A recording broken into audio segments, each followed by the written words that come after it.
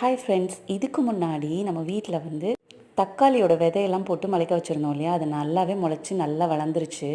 இன்றைக்கி நான் அதை என்ன பண்ணியிருக்கேன் அப்படின்னு பார்த்தீங்கன்னா, தனித்தனி பாட்டில் வந்து அதை நான் வச்சுருக்கேன் பிடுங்கி. இது என்ன அப்படின்னு பார்த்தீங்கன்னா, நான் ஸ்ட்ரீட்டில் எல்லோ ரோஸ் செடி வந்து ஒரு குச்சி எடுத்துகிட்டு வந்து வச்சேன். அது கிட்டத்தட்ட 1 மந்த் ஆயிடுச்சு. இந்த குச்சி காயலை, பட் லைட்டாக துளிர் மாதிரி வந்துருந்துச்சு. சரி, அதை கொஞ்சம் பெரிய பாட்டில் வைக்கலாம் அப்படின்னு சொல்லிட்டு பிடுங்கி பார்த்தேன். பட் அதில் வேறு எதுவுமே இல்லை, வேறு எதுவுமே காணோம். பட் தெரியல, எதுக்கும் ஒரு பெரிய பாட்டில் வைக்கலாம் அப்படின்னு சொல்லிட்டு அதை நான் பெரிய பாட்டுக்கு ட்ரான்ஸ்ஃபர் பண்ணிட்டேன். இது என்ன அப்படின்னு பார்த்தீங்கன்னா மிளகா. ஸோ தாளிக்கும் போது அதில் இருந்த உதிர்ந்த விதைகள் இருக்குது பார்த்தீங்களா, அதை தான் போட்டிருந்தேன். அது நல்லாவே முளைச்சிருக்கு. ஸோ இதையுமே நான் செப்பரேட் பாட்டில் வைக்க போகிறேன்.